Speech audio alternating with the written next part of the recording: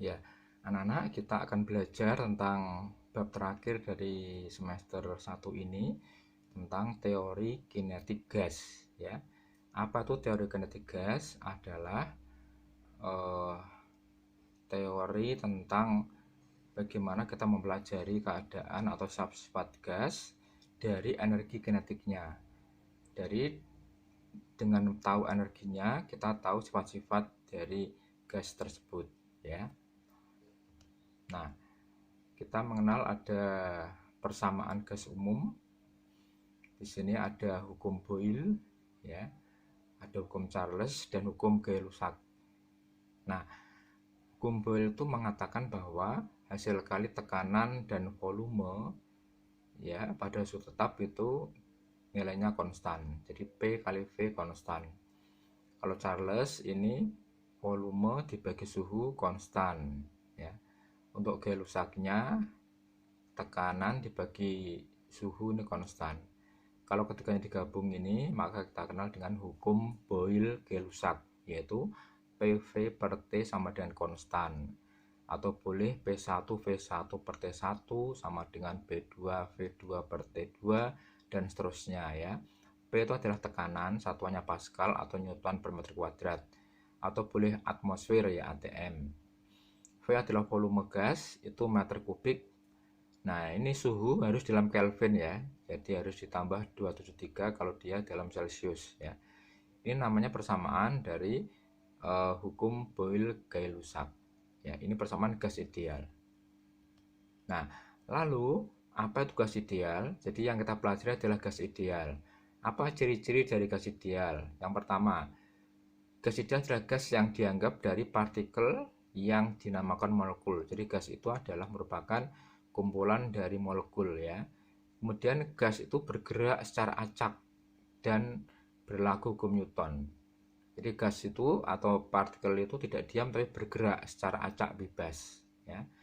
Lalu jumlah gas itu sangat banyak dan tidak ada interaksi antar partikel gas. Jadi tidak ada gaya tarik menarik atau tolak menolak antara dua partikel gas itu atau molekul itu, ya. Yang keempat, ukurannya itu kecil dibandingkan dengan wadahnya sehingga ukuran gas itu diabaikan. Kemudian molekul gas tadi yang berada dalam ruangan itu tersebar secara merata, ya. Jadi tidak mengelompok di satu tempat tapi merata dalam ruangan itu. Lalu yang terakhir adalah tumbukan antara partikel atau antar molekul ini atau tumbukan partikel dengan dinding gasnya atau wadahnya itu adalah tumbukan lenteng sempurna. Jadi semua tumbukan yang terjadi baik antar partikel maupun partikel dengan dindingnya itu adalah lenteng sempurna. Nah, di dalam gas kita mengenal ada konsep namanya konsep mol. Apa itu mol, ya? Mol itu simbolnya N kecil ini. Konsepnya adalah kalau ada partikel sebanyak ini 6,02 kali 10,23 buah partikel, maka ini dinamakan 1 mol, ya. Jadi 1 mol adalah sejumlah partikel sebanyak ini. Kalau ada sekian partikel namanya 1 mol. Jadi kalau ada 2 mol berarti ya 2 kali sekian partikel ini. Nah, 6,02 kali 10,23 ini dinamakan bilangan Avogadro, simbolnya Na. Jadi kalau misalnya ada N buah partikel, maka banyaknya mol adalah banyak partikel tadi N dibagi bilangan Avogadro atau Na. Jadi N sama dengan N per Na. Satuannya mol, ya. Nah, yang kedua, mol adalah juga perbandingan ini antara massa gas, jadi gas itu punya massa, dengan massa molekul relatif Mr. Ya, ini misalnya gas H2O, berarti Mr-nya adalah H itu H2 berarti 2, ya. O-nya 16 jadi 18. Itu Mr-nya, ya. Jadi ada dua ini tentang mol, N per Na dan M per Mr. Nah, persamaan umum gas ideal yang ada dua ini, ya. Tadi kan PV per T konstan atau boleh PV sama dengan konstan kali T. Nah, konstan itu berapa? Ya, ternyata konstan itu dari percobaan tuh atau dari perhitungan tuh nilainya nih N kali K atau N kali R. Jadi boleh PV sama dengan NKT, N besar, atau NRT ya. Nah, N adalah banyak partikel, K itu adalah namanya tetapan Boltzmann. Nilainya 1,38 kali 10 pangkat min 23 Joule per Kelvin. Itu N besar ya. N kecil adalah banyaknya mol. Lalu R adalah tetapan gas umum. Nilainya 8,31 Joule per mol Kelvin. Atau kalau dalam kimia itu atau dalam satuan yang lain itu nilainya sama dengan ini, 0,082 liter atmosfer per mol Kelvin. Dari sini maka kita lihat berarti NK ini sama dengan NR. Jadi NK sama dengan NR.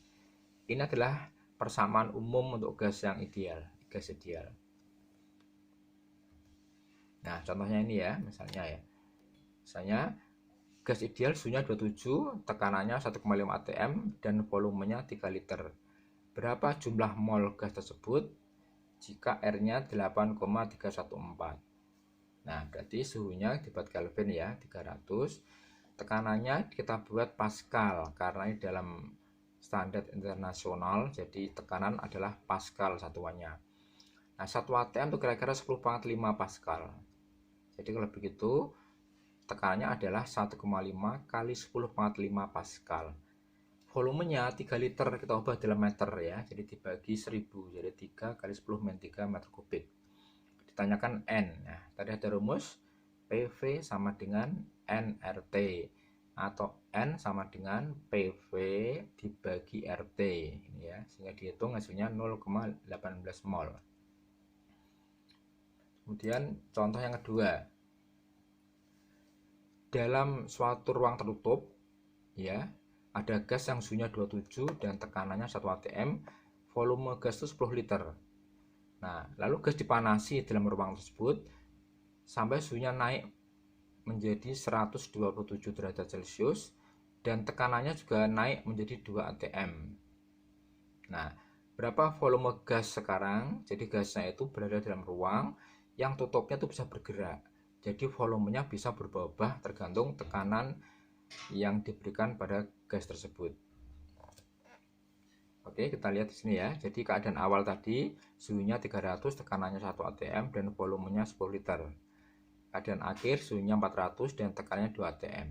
Nah, posisi awal dan akhir ini adalah tetap ya, karena gasnya tetap dan tidak ada gas yang lepas. Artinya yang bocor tidak ada. Jadi gasnya itu keadaan tetap, sehingga kita bisa memakai rumus ini. P1 V1 per T1 sama dengan P2 V2 per T2. Ya, di sini bisa salah satu berubah atau dua berubah atau tiga-tiganya berubah ya, tergantung soalnya. Ini yang berubah adalah suhu dan tekanannya ya. Lalu volumenya kita cari berapa? Kita masukkan ya, P1-nya adalah 1, V-nya 10, lalu T1-nya 300, P2-nya 2, V2-nya belum tahu, T2-nya 400. Di sini atm, liter dan Kelvin adalah satuan besaran yang tidak sama, tidak setara ya. Tetapi karena perbandingan maka boleh, tidak apa-apa. Karena ini boleh dicoret ya, misalnya ini ya, atm dan atm bisa. Jadi sama, boleh perbandingan. Sehingga V2-nya menjadi ini 20/3 liter. Jadi volumenya menjadi lebih kecil ini ya.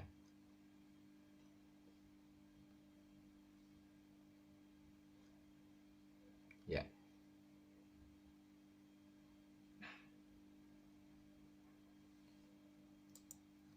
Sekarang contoh 3.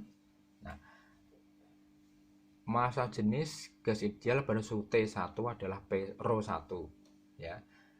Sebesar ini.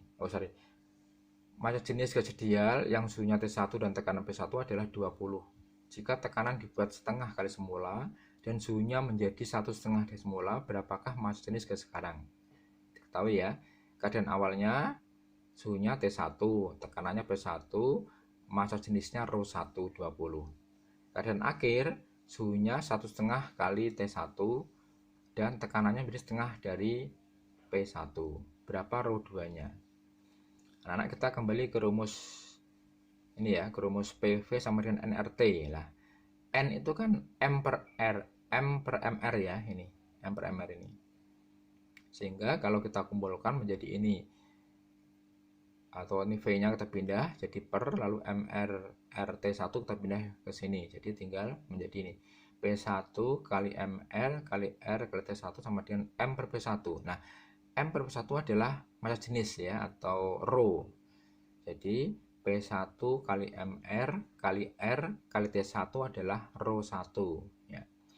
Nah, untuk keadaan akhir juga sama, berarti P2 MRT2 sama dengan rho 2. Lalu kita bandingkan antara rho 2 dan rho 1 ya. Jadi rho 2 per rho 1 sama dengan P2 MRT2 dibagi P1 MRT1. Karena MR-nya ini sama, tetap nilainya konstanta, maka dicoret ya, tinggal seperti ini. Rho 2 per rho 1 sama dengan P2T2 per P1 kali T1. Kita ganti T2-nya P2-nya kita ganti setengah P1 ya. Ya.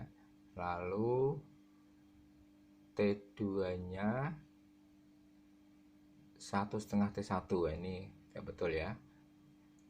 T2-nya kita ganti ini 1/2 T1, ini kurang 1/2 T1 ya. Per P1 kali T1 sampai 0,5. Jadi hasilnya adalah 10 dikalikan 1,5, harusnya 15 ya. Ini 15, ini kurang nih ya. T2-nya diganti berapa? T2-nya diganti 1,5 T1 ya. Ini diganti 1,5 T1, ini kurang 1,5. Nah, ini dikalikan 1,5 jadi 15 ini hasilnya. Ini contoh yang ketiga.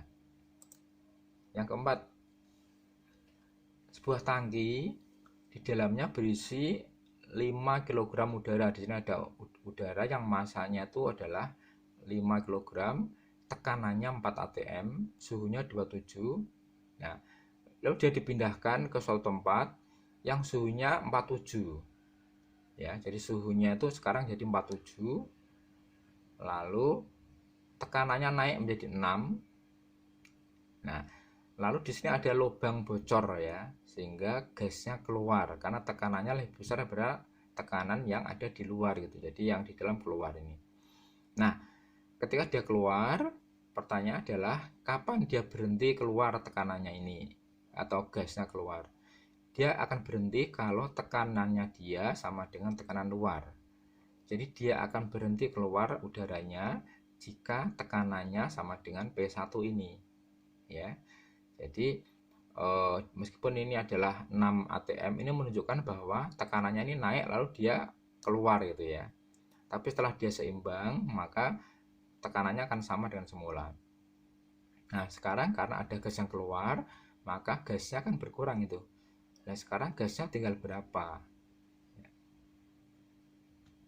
Nah, ini volume gas awal sama dengan volume gas yang tinggal dalam wadah. Ini jelas ya, karena wadahnya sama, berarti volume mula-mula sama dengan volume yang tersisa ketika gasnya itu tadi keluar. Jadi V1 sama dengan V2. Karena bocor maka tekanannya sama. Jadi gas yang telah dipindahkan tadi itu sama tekanannya. Karena apa? Karena bocor. Jadi tekanannya dia sama dengan tekanan di luar dari tabung itu sama. Nah, yang berubah adalah suhunya, suhu gas dan massa gas itu. Ini yang berubah ya. Kita kembali ke rumus ini ya. PV sama dengan nRT tadi, atau PV sama dengan M per MR kali RT, atau kalau kita ubah ya, M1 ini berarti sama dengan ini P1 kali MR dibagi RT1 ini. Untuk M2 juga sama, diganti seperti ini. Lalu kita bandingkan ya antara M1 dan M2. Kita bandingkan. Nah, karena P-nya sama, V-nya sama, MR-nya sama, R-nya sama, maka tinggal T1 dan T2. Ya, ini karena per maka dibalik ini.